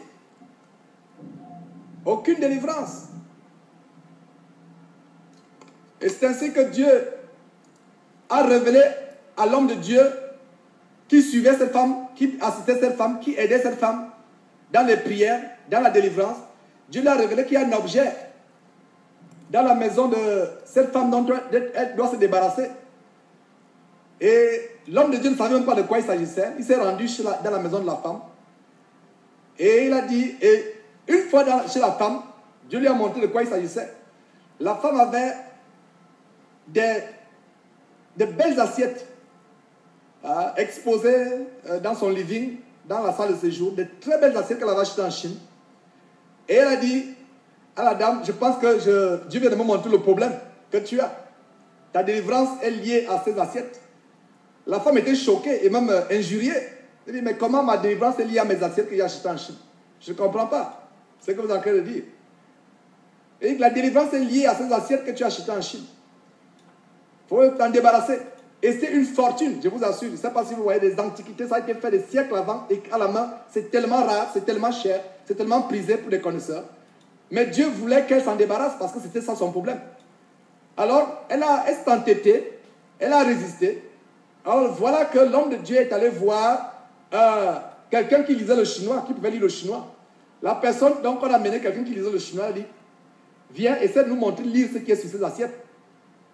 Je vous assure, quand la personne a commencé à traduire ce qui était écrit en chinois sur ces assiettes, chinois anciens, c'était des prières d'incantation, des prières de louange à Satan. La femme, il ne fallait plus un autre mot pour lui dire que casser cela. Elle-même a commencé à casser. Vous voyez? Et instantanément, elle a guéri. Donc, faisons attention avec ce qu'on met dans nos maisons. Faisons très attention. Allons lire Deutéronome, s'il vous plaît. Retournons dans la parole de Dieu. Deutéronome, chapitre 7, verset 26. Exode, Lévitique, Nombre, Deutéronome, chapitre 7. Deutéronome, chapitre 7, verset 26 dit ceci. Et c'est un verset qu'on doit mettre à cœur. Faisons très attention avec ces choses. Deutéronome, chapitre 7, verset 26, il a dit, tu n'introduiras point une chose abominable dans ta maison, afin que tu ne sois pas comme cette chose, dévouée par interdit. Tu l'auras en horreur, tu l'auras en abomination, car c'est une chose dévouée par interdit. Ouais, voilà le commandement de Dieu. Tu n'introduiras point une chose abominable dans ta maison, afin que tu ne sois pas comme cette chose, dévouée par interdit. Tu l'auras en horreur, tu l'auras en horreur, tu l'auras en abomination, car c'est une chose dévouée par interdit. Le mot dévoué par interdit, selon ma version du second, dévoué par interdit signifie frapper de malédiction. Donc, s'il y a une chose abominable dans votre maison, sachez que vous êtes frappé par la malédiction à cause de ces choses. C'est une barrière à la guérison. C'est une barrière à l'exaucement des prières. Ces choses sont aussi claires, fondamentales. Ouais. Donc, c'est des choses que nous devons connaître. Voilà.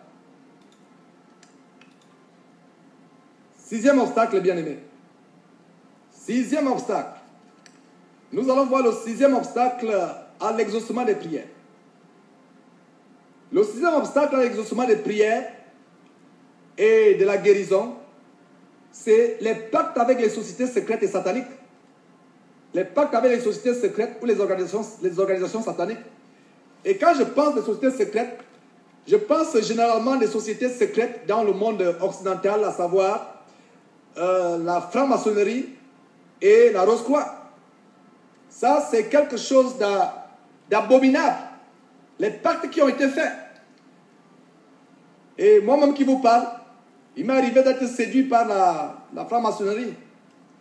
Et pour la petite histoire, j'allais pour m'initier.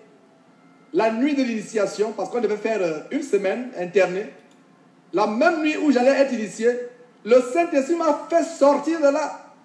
Et je rends grâce à Dieu, j'aurais pu une voie de non-retour. C'est mon ticket direct pour l'enfer que je prenais ce soir-là. Un ticket direct en enfer, sans escale ni transit, en première classe, sans possibilité de retour. Mais Dieu m'a sorti de là.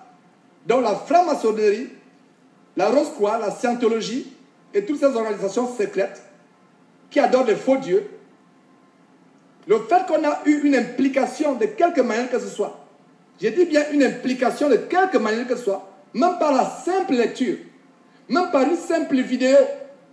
Ouais, il y a des gens qui aiment bien vous découvrir les mystères. Il y a des gens qui aiment écouter les mystères. Je vous assure. Il faut faire très très attention. Les gens qui aiment écouter les mystères, vous allez sur YouTube, vous regardez une vidéo sur la Rose-Croix, une vidéo sur la franc-maçonnerie, parce que vous voulez savoir plus. C'est déjà un contact. C'est tout ce qu'il faut pour Satan pour avoir un contact, une connexion avec vous, avec votre vie. Et pour perturber votre vie et pourrir votre vie. Donc l'implication dans ces choses. Donc le sixième obstacle à l'exaucement des prières, c'est les pactes. Et par rapport aux pactes, je vais vous montrer quelque chose. Alors dans Exode chapitre 23. Alors dans Exode chapitre 23, verset 32, s'il vous plaît. On lit beaucoup l'Ancien Testament aujourd'hui. Donc Exode chapitre 23, verset 32.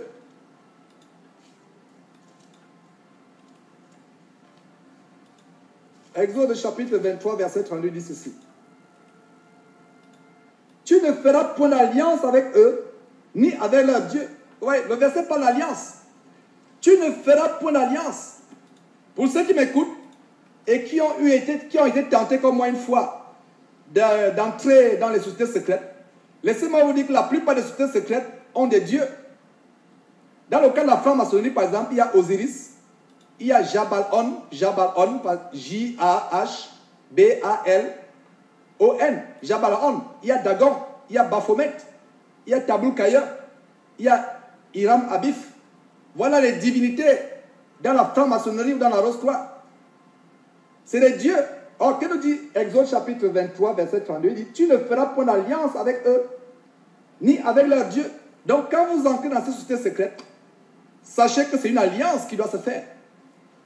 Et si vous-même, ou un membre de votre famille, votre père, votre mère, est de quelque manière que ce soit affilié à ces organisations secrètes ou ces sociétés sataniques, ça peut avoir des influences sur votre vie.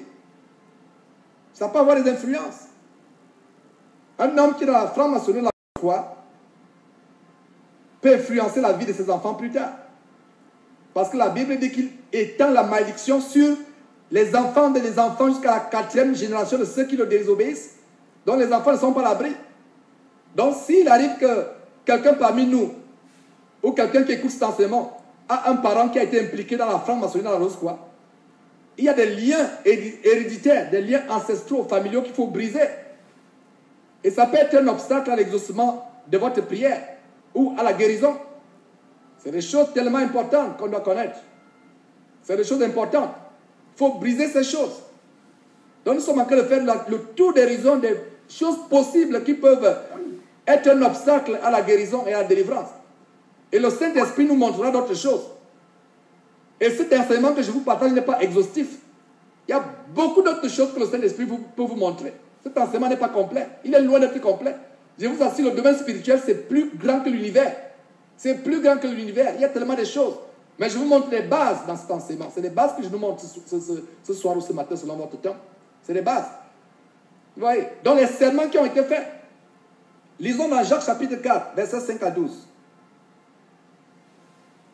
Jacques chapitre 4. Plutôt Jacques chapitre... Jacques chapitre 5, verset 12 plutôt. Jacques chapitre 5, verset 12. Je vais vous lire quelque chose. Quelque chose de très important.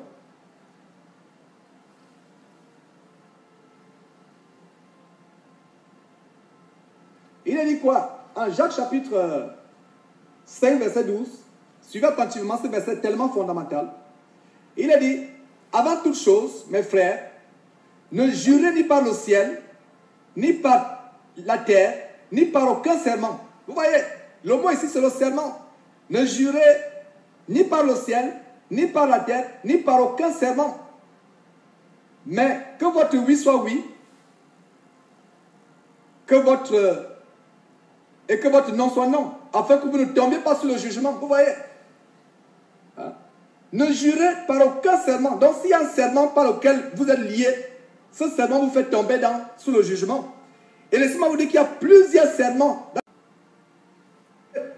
Prenons le cas de la franc-maçonnerie. Il y a tellement de serments. Quand vous entrez dans la franc-maçonnerie, pour les francs-maçons qui m'écoutent, ils savent de quoi je parle. Ils comprennent très bien ce que je parle. Ils vont se demander, mais où a-t-il appris toutes ces choses? La première chose, c'est que vous devez faire des pactes, et ça dépend des degrés. Le premier degré de la franc-maçonnerie, c'est le degré d'apprenti. Quand vous êtes dans le degré d'apprenti, l'initiation dans le degré d'apprenti, il y a des pactes selon lesquels vous promettez que si vous n'observez pas les choses qui sont à l'intérieur, vous aurez votre gorge coupée, votre langue sera enterrée dans le sable du fond de la mer. Ça, c'est le pacte premier qu'on fait au premier degré. Et ces pactes doivent être, c'est le serment. Or, Jacques chapitre 5, verset 12, dit que si vous êtes lié par un serment, vous tombez sur le jugement. Et les rosicruciens et les francs-maçons doivent comprendre cela. Bien des fois, il y a des gens qui deviennent francs-maçons, rosicruciens, sans même savoir dans quelle merde ils se mettent eux-mêmes. Ils ne savent pas, l'ignorance. Ils ne savent même pas que c'est leur ticket, tout droit en enfer, en première classe, sans escalier transit, bagages payés, sans possibilité de retour. Quel merveilleux voyage! Mais quelle destination macabre et horrible, il n'y a pas les mots pour décrire ce qu'il y a là-bas. Voyez, les serments qu'on a fait. Donc si quelqu'un qui m'écoute a fait un serment dans une société secrète, il y a des organisations, même sur le plan professionnel. Si vous avez fait un serment qui vous paraît louche, c'est l'occasion de briser ce serment. Cela peut être un piège. Qu'en est-il, comme ici aux États-Unis, dans les universités, les fraternités, ce qu'ils appellent fraternities and sororities. Les gens trouvent que c'est tout à fait normal. Alpha, méga, ceci, Psi, Kappa, ceci, cela. Il y a des serments qui s'y passent, il y a des choses qui s'y passent. Tout simplement parce qu'on veut la bourse ou on veut des choses, etc. Il y a des programmes. Or, ces programmes sont des programmes, c'est des viviers pour l'occultisme. Vous voyez. Donc, dans la franc-maçonnerie, il y a un premier serment où vous promettez que vous acceptez que votre gorge sera coupée, votre langue sera arrachée et enterrée.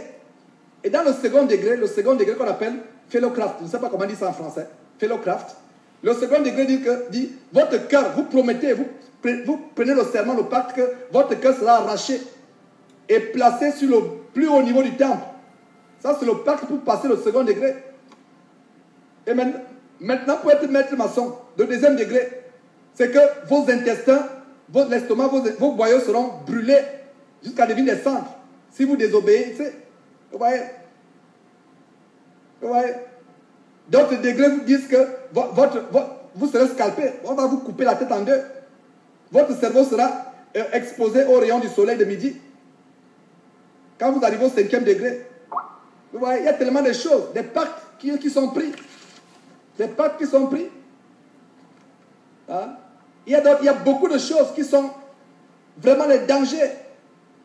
Vous prenez le secret, tous ces secrets. Vous prenez le serment, vous prêtez serment d'avertir vos collègues maçons de tous les dangers.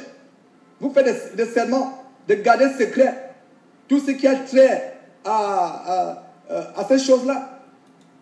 Hein? Vous gardez secret les mystères de l'arche maçonnique royale, sous peine de meurtre, s'il y a la trahison. Si vous trahissez, il y a meurtre. Vous voyez, ces choses-là. Dans les alliances, le Seigneur nous met en garde contre toutes ces alliances-là. Nous ne devons pas prendre ces alliances. Donc voilà, en quelque sorte, ce que je peux dire sur le 6e obstacle à l'exaucement des prières à la guérison, c'est-à-dire que les pactes avec les sociétés secrètes ou sataniques. Maintenant, 7e obstacle, avant-dernier obstacle, on va tout doucement vers la fin de cet enseignement. J'ai voulu faire de cet enseignement un enseignement de fond. Donc le septième obstacle ou la 7e barrière à l'exaucement des prières ou à la guérison, c'est la présence des malédictions dans la vie d'une personne. La présence des malédictions. Et c'est pour cela que nous devons briser toutes les malédictions.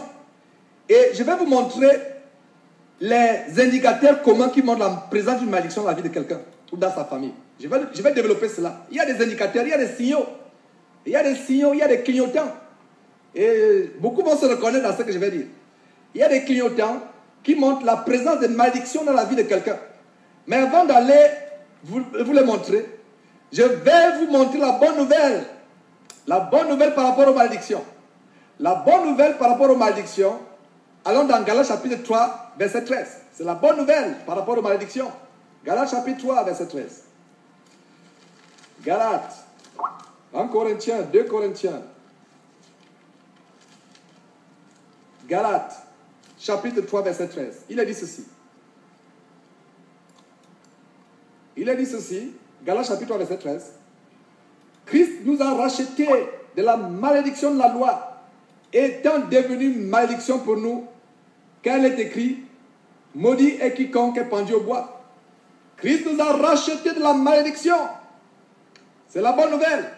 Voilà. Donc ce n'est pas s'il y a une barrière, s'il y a une malédiction dans votre vie, qu'il y a une barrière à votre guérison ou à l'exaucement de la prière, confessez ce verset. Occupez-vous de cette malédiction avec ce verset. Dites à cette malédiction, tu n'as pas de place dans ma vie. Parce que Christ m'a racheté de la malédiction de la loi. Étant devenu malédiction. Voilà. Étant devenu malédiction. Christ est devenu malédiction. Vous voyez? Il est devenu malédiction pour nous. C'est une bonne nouvelle, j'insiste sur ces choses. Je fais la digression, et c'est même exprès que je fais la digression, je reviens sur ces choses. Je reviens pour marteler, pour qu'elles soient imprimées dans nos consciences. Christ nous a rachetés de la malédiction, de la loi, étant devenu quoi? Malédiction pour nous, malédiction. Jésus-Christ est malédiction pour moi, selon qu'il est écrit, maudit est quiconque est pendu au bois. Jésus-Christ est devenu une malédiction pour moi. Aucune malédiction, que ce soit une malédiction de la part de mes ennemis, que ce soit une malédiction de la part de ma famille, que ce soit une malédiction de ceux qui ont fait des imprécations, qui ont gêné 40 jours et 40 nuits pour me voir périr, cette malédiction n'a pas de pouvoir sur moi. Oui, ce verset est important pour briser les malédictions. Jésus a été fait malédiction pour que nous héritions par lui, grâce à lui, la bénédiction. Nous avons la bénédiction en Jésus-Christ. Au nom de Jésus-Christ, nous avons la bénédiction. La malédiction n'a plus de pouvoir sur qui que ce soit. Voilà la bonne nouvelle. Voilà la bonne nouvelle. S'il y a quelqu'un qui pense qu'il a une malédiction, voilà le verset qu'il faut utiliser pour traiter cette malédiction. Voilà. Maintenant, je vais vous montrer des indicateurs de malédiction dans la vie des personnes. Premier indicateur, si dans votre famille, il y a une histoire de problèmes mentaux et émotionnels, héréditaires, qui vont de génération en génération, c'est un indicateur de malédiction. S'il y a dans une famille,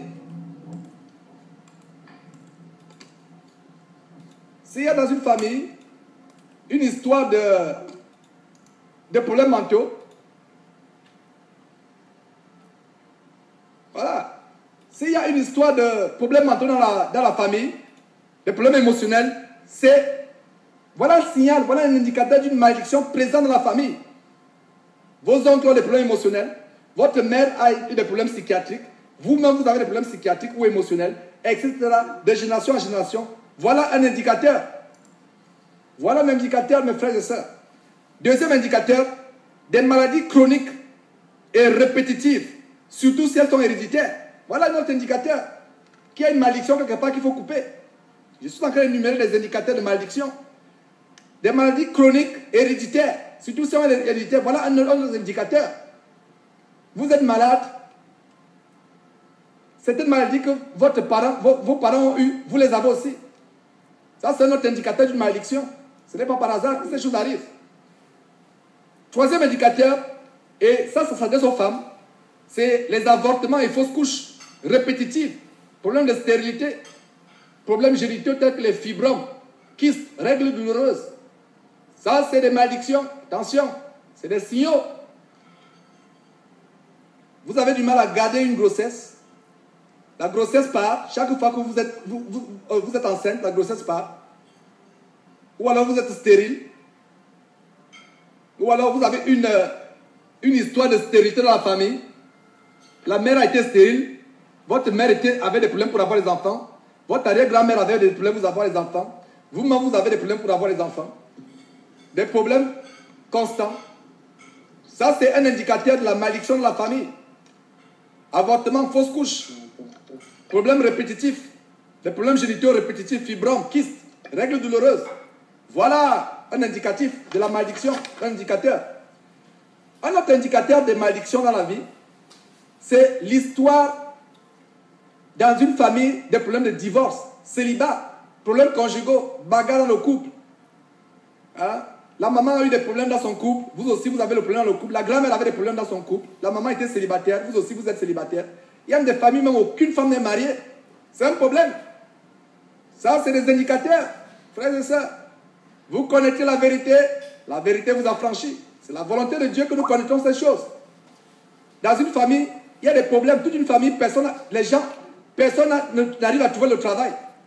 Ça, c'est des indicateurs de malédiction. Histoire de divorce, célibat, problèmes conjugaux, bagarre. Le père et la mère se bagarraient. Vous aussi, vous êtes mariés, vous vous bagarrez avec votre époux ou votre épouse, ainsi de suite. Il y a des familles où toutes les cousines sont célibataires. Personne n'est marié. Ça, c'est des malédictions. Personne ne se marie. C'est des malédictions. Vous pensez que c'est normal? C'est des malédictions. Il faut couper ces malédictions au nom de Jésus-Christ. Ne restez pas comme ça, dire que ok, ça va aller, prier. Non. Vous demandez et vous ne recevez pas parce que vous demandez mal. C'est ça, demandez de la bonne manière. Ne demandez pas mal. Coupez la racine. Coupez les racines afin qu'elles ne produisent plus de rejetons de malédiction. Et voyez. Donc ça c'est d'autres aspects, un indicateur de malédiction dans la vie de quelqu'un. Un autre indicateur de malédiction, c'est les problèmes financiers constants, insuffisance financière constante. Vous êtes dans un cercle vicieux de dette. Vous vous demandez si vous allez vous en sortir. Ça, c'est une malédiction. Il faut la couper. Il faut couper ces malédictions. Problèmes financiers, dette sur dette, dette sur dette. Vous avez un salaire, vous ne savez même pas où l'argent part. Vous dépassez l'argent dans les futilités. Vous n'arrivez à rien faire. Votre vie ne décolle pas sur le plan financier. Cercle vicieux de dette, insuffisance financière constante. Ça, c'est des malédictions. C'est les indicateurs de malédiction dans votre vie. Problèmes financiers. Vous voyez? Qu'en est-il de l'alcoolisme? Un autre indicateur. Le grand-père était alcoolique. Le grand-père était alcoolique. Vous êtes aussi alcoolique. Vous n'arrivez pas à vous séparer de l'alcool. Votre père était un grand fumeur. Vous êtes aussi un grand fumeur. Ça, c'est les malédictions, c'est des liens. Ouais, c'est des choses. Un autre indicateur, ça, c'est un indicateur qui concerne beaucoup de personnes. Vous êtes tellement prone aux accidents. Des accidents. Vous êtes le genre de personne que les accidents poursuivent partout. Jusqu'au point, vous mordez la langue. Ce n'est pas la langue que vous êtes mordu. C'est maintenant votre portière que vous avez fermé sur vos doigts. La portière de la voiture que vous avez fait fermer sur vos doigts. Des accidents bizarres. Vous montez les escaliers, voilà une fracture. Et ça arrive sans cesse. Il y a des personnes comme cela, c'est des malédictions. Vous voyez, vous fracturez la cheville sur le toit de la route sans aucune cause apparente. Vous tombez, vous brisez une côte. Vous regardez par comment j'ai pu tomber là où je tombe. Il n'y a rien de glissant. Vous vous retrouvez à terre, la côte cassée. Ça, c'est les malédictions. Vous vous renversez sans raison apparente. Voilà. Et généralement, ces accidents s'accumulent quand la personne s'approche de la délivrance. Ces accidents s'accumulent quand la personne s'approche de la délivrance, généralement. Il arrive des fois, vous conduisez 100 km pour aller à une grande réunion de prière avec les frères et sœurs, et c'est là où votre voiture tombe en panne. Et c'est là où il y a un accident. C'est là où, vous voyez, vous avez l'impression qu'il y a quelqu'un qui vous suit. Votre vie est toujours, il y a tellement d'accidents. Ça, c'est notre indicateur de malédiction dans la vie. Et il faut couper ces choses.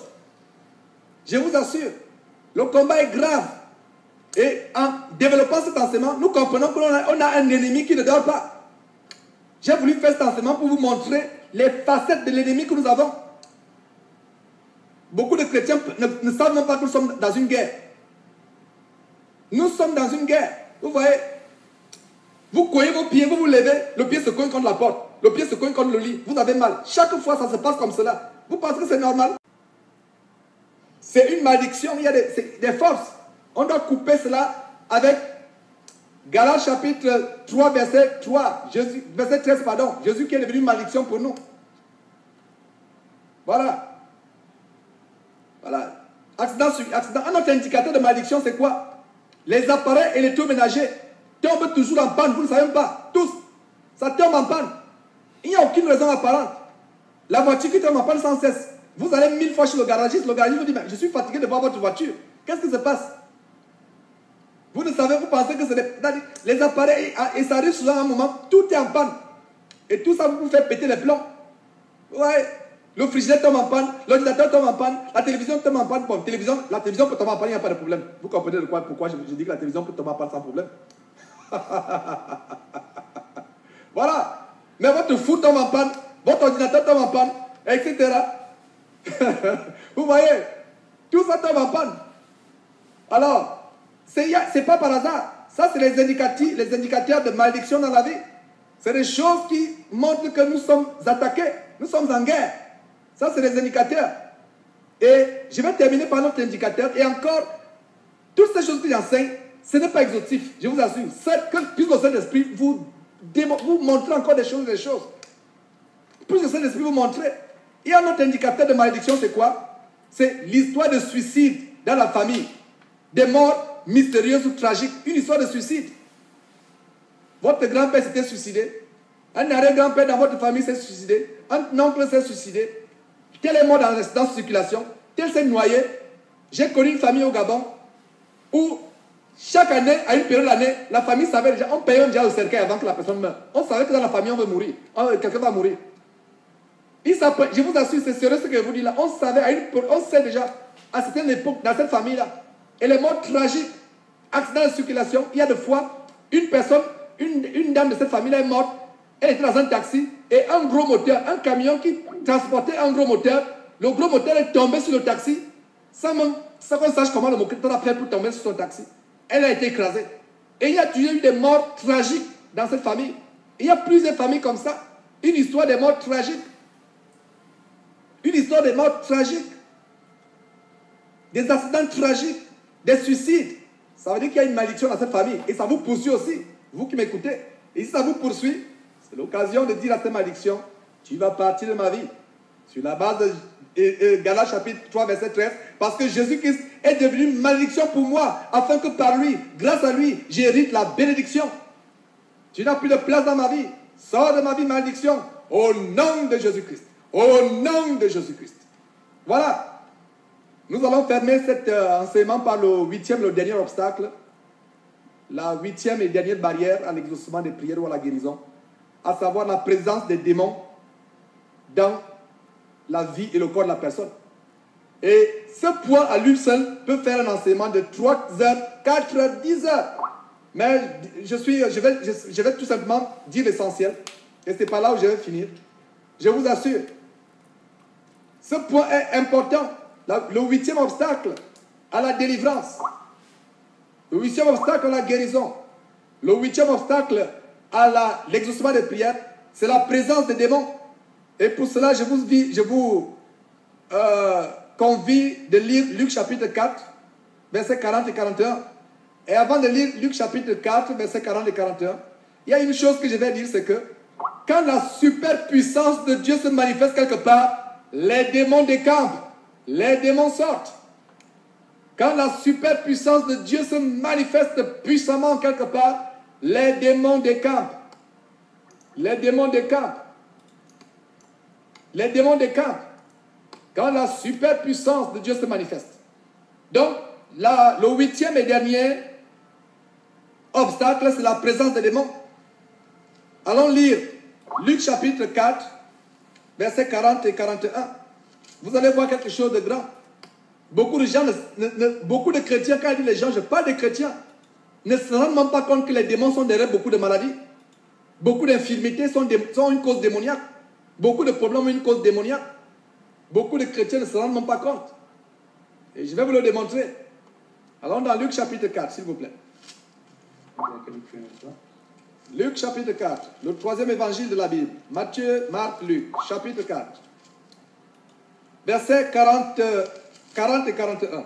Donc, vers la fin du chapitre 4 de Luc, il est dit, verset 40, après le coucher du soleil, tous ceux qui avaient des malades atteints de diverses maladies les amèneraient. Il, c'est-à-dire Jésus, imposa les mains à chacun d'eux et il les guérit. Le verset 40 dit qu'ils avaient diverses sortes de maladies. Mais vous allez voir ce que le verset 41 démontre. Parce que je vous assure, il y a beaucoup de chrétiens qui ne croient même pas qu'ils peuvent être possédés par des démons. Beaucoup de chrétiens. Et ça, c'est un mensonge de Satan. Et je connais beaucoup de personnes qui ont été délivrées de ce mensonge. Ils ont compris effectivement que un chrétien peut être attaqué. Sa vie peut être attaquée. Voilà. Beaucoup de chrétiens refusent d'admettre qu'il peut avoir des influences démoniaques. Mais ces chrétiens vont vivre toute leur vie dans la prison, dans la souffrance. Ils ne seront pas délivrés, ils ne seront pas guéris, tout simplement parce qu'il leur manque la connaissance de ces choses. C'est pour ça que Dieu a mis dans mon cœur d'enseigner ces choses. Non seulement à nous qui sommes ici assemblés, mais aussi à la communauté chrétienne à travers le monde. Enseigner ces choses. Le peuple, le corps de Christ doit être enseigné sur ces choses. Les gens doivent être enseignés sur ces choses. La séduction du siècle présent, l'une des stratégies de Satan, c'est aveugler les gens pour que les gens ne voient pas comment Satan opère. Donc il aveugle les gens pour que les gens ne voient pas ces stratégies. Mais grâce au rendez-vous de ce que nous sommes en train de dévoiler ces choses maintenant, je vous assure, et ce n'est pas facile d'enseigner ce que je suis en train d'enseigner. Ce n'est pas facile. Il y a beaucoup de pression pour enseigner ces choses. Il y a beaucoup de pression, beaucoup d'attaques. Beaucoup de pression. Mais je les enseigne au nom de Jésus-Christ, afin que nous soyons délivrés au nom de Jésus-Christ. Vous voyez? Donc, regardez au verset 40, il est dit, je lis le verset 40. Après le coucher du soleil, tous ceux qui avaient des maladies, tous ceux qui avaient des malades atteints de diverses maladies, les lui amenèrent, c'est-à-dire qu'amenèrent vers Jésus, amenèrent à Jésus, pardon. Il, Jésus, imposa les mains à chacun d'eux et les guérit. Regardez très bien attentivement le verset 41. Des démons aussi sortirent de beaucoup de personnes en criant et disant, tu es le Fils de Dieu. Mais il les menaçait et ne leur permettait pas de parler parce qu'il savait qu'il était le Christ. Ouais. Le fait de chasser des démons est immédiatement lié aux maladies. Vous voyez, ces gens étaient malades. Il y avait des démons qui sortaient sur chacun d'eux. Je ne dis pas que toute maladie a forcément une cause démoniaque, parce qu'il y a une balance qu'il faut faire dans toutes choses. Il y a deux extrémités auxquelles il ne faut pas céder. Il y a une extrémité qui consiste à voir dans tout problème de santé un problème démoniaque. Il faut faire très attention. Il faut faire très attention avec cette doctrine-là. Mais je dirais que la plupart des problèmes, selon mon expérience dans le ministère de guérison, la plupart des problèmes de santé sont liés à des origines démoniaques ou à des malédictions, à quelque chose de spirituel. La preuve est que d'où vient la maladie? Est-ce qu'avant le coup que Satan a fait à Adam et Ève, il y avait la maladie? Il n'y avait pas la maladie. Donc la maladie, je peux donc conclure, au vu de ce qui s'est passé dans le jardin d'Éden, que la maladie est à 100% satanique. Je peux conclure, et personne ne peut me dire le contraire. Parce que si Satan n'avait pas séduit Adam et Ève, il n'y aurait pas de maladie, il n'y aurait pas de mort. Donc chaque fois qu'il y a maladie et mort, c'est l'œuvre de Satan. Et par rapport à la mort, la Bible dit que le dernier ennemi qui sera détruit, c'est la mort. Vous voyez? Donc il y a plusieurs catégories de démons qui se manifestent. Vous voyez? Les démons, il y a les démons d'infirmité. Vous voyez? Il y a beaucoup de démons, je vais énumérer tout simplement. Il y a les démons d'infirmité, vous voyez, qui causent l'épilepsie, qui causent des problèmes d'insomnie, vous n'arrivez pas à dormir. Vous voyez, la migraine, l'allergie. Il y a même des démons qui causent le fait que votre corps est tellement tordu, etc. Vous voyez, votre corps est tordu. Comme la femme. Jésus dit, cette femme que Satan retenait captive, Jésus l'a délivrée. Jésus a délivré une femme que Satan retenait captive depuis des années. Vous voyez, ce sont les démons qui la délivraient, qui la retenaient captive. Les problèmes d'épilepsie, vous avez l'épilepsie, la bave sort. C'est démoniaque ça. Le stress, la migraine, l'allergie. Hein? Le corps, le bras est tordu, le corps est tordu, la colonne vertébrale tordue, vous marchez, etc. Les problèmes d'insomnie, les perturbations du sommeil, hein? Le rhumatisme, toutes ces choses. Il y a même les démons de mort, je vous assure. Les démons de mort. Il y a des démons qui sont liés à des accoutumances, telles que l'accoutumance à la cigarette, l'accoutumance à l'alcool, la gloutonnerie, les allergies, hein? L'accoutumance. Il y a une femme qui a été délivrée d'un démon. Elle ne peut pas passer à côté. Quand elle allait faire les courses dans un supermarché, elle passait là où on fait les ongles pour qu'elle renifle. Elle était possédée, il fallait qu'elle renifle le vernis à ongles pour bien se sentir. Mais quand il n'y avait pas... Donc elle achetait les stocks de vernis à ongles différents juste pour renifler. Mais quand le démon a été chassé, ce qu'elle faisait depuis les années ne le faisait plus. Vous voyez à quel point les démons peuvent vous amener. Donc les accoutumances à la télévision, accoutumance à la pornographie, accoutumance à la télévision. Vous ne pouvez pas vous passer la télévision, c'est un problème. C'est un démon aussi. Vous ne pouvez pas vous passer la pornographie, l'Internet. Vous dormez tard dans la nuit, en train de voir des choses sur Internet que vous ne devez pas voir. Et vous veillez, vous allez même au travail. Vous veillez jusqu'à 4 h du matin et à 5 h vous vous préparez pour aller au travail. Mais s'il est question de lire votre Bible, 5 minutes, vous ronflez déjà, la barbe sort. Vous voyez? C'est les présences démoniaques. Vous voyez? Il y a les démons dans la catégorie du sexe, hein, l'homosexualité, la prostitution. Il y a beaucoup de choses qu'on peut expliquer. La pornographie, les fantaisies sexuelles, les gens qui fantasment envers les animaux, les gens qui fantasment envers les poupées gonflables, qui se branlent après les poupées gonflables, etc. J'étais choqué de suivre au Japon quelqu'un qui s'est marié avec son tête d'oreiller. Il a célébré son mariage, il l'a publié sur Facebook, sur YouTube. Le tête d'oreiller est devenu sa femme. Ça, c'est les démons. En fait, ce n'est pas un tête d'oreiller, c'est un démon qui est entré dans le tête d'oreiller. Comprenez ces choses, frère. C'est ça. Donc, il y a tellement de choses. Et par rapport au démon de mort, il y a un démon de mort sur lequel je vais terminer cet enseignement. C'est des choses que je survole. Il y aura des enseignements vraiment en profondeur là-dessus, par rapport à chaque catégorie de démons. C'est des choses que nous devons connaître. Mais je vais terminer par le démon de mort. C'est un démon. Il y a un verset que nous devons confesser pour attaquer ce démon de mort. C'est Somme chapitre 118, verset 17. Je ne mourrai pas, mais je vivrai et je proclamerai les œuvres de l'Éternel. Ça, c'est chaque fois qu'il y a des pensées de mort. Voilà le verset. Il y a aussi Ésaïe chapitre 28, verset 18. Nous devons détruire tout lien avec le pacte, le séjour des morts. Tout lien avec le séjour des morts, nous devons détruire ces liens. Vous voyez ces choses. La mort, il y a des esprits de mort. Il y a des gens, je vais vous dire quelque chose qui va vous choquer. Il y a des personnes, vous les voyez, elles s'habillent toujours en noir. Elles ne savent pas qu'elles s'habillent en noir. Tout ce qu'elles portent est en noir. Tout est en noir, en noir, en noir. Tout est en noir. La plupart du temps, 99%, il y a un esprit de mort quelque part. La personne aime le noir. Il aime le style, on appelle le style gothique. Tout ça, c'est des esprits de mort.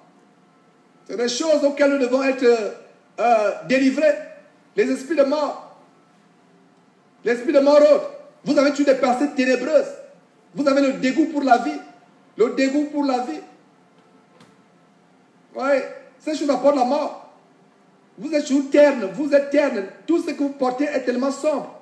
Du 1er au 31, vous avez des habits qui tendent vers le noir. Je ne dis pas que c'est forcément le cas dans toute de les personnes, mais ça, c'est les indicateurs. Oui. Donc, c'est des choses sur lesquelles je voulais partager avec vous. Donc, nous venons de voir là les 8 obstacles ou les 8 barrières à l'exaucement des prières. On a vu la première barrière, la première obstacle qui était l'ignorance de la volonté de Dieu et la parole de Dieu. Le deuxième obstacle qui était le manque de foi. Le troisième obstacle qui est les péchés non confessés ou une vie de péché chronique. Le quatrième obstacle, c'est l'attitude de manque de pardon à l'égard d'autres personnes. 5. L'implication dans l'occultisme. Sixième obstacle, les pactes et serments pris dans les sociétés secrètes ou organisations sataniques. Le sixième obstacle, c'est la présence des malédictions dans la vie d'une personne. Et le huitième et dernier obstacle qu'on a vu, qu'on a développé, la huitième barrière, c'est la présence des démons dans la vie ou le corps d'une personne. Donc, c'est un privilège pour moi de partager ces choses avec vous. Et puisse vraiment Dieu vous bénir abondamment. Et vous élever vos standards de connaître ces choses et de vous revêtir de vos armes. Parce que la parole de Dieu dit que nous nous revêtons des armes pour combattre Satan et son royaume. Donc, que Dieu nous bénisse puissamment au nom glorieux et majestueux du Seigneur des Seigneurs, Roi des Rois, notre majestueux Seigneur, Jésus-Christ. Amen.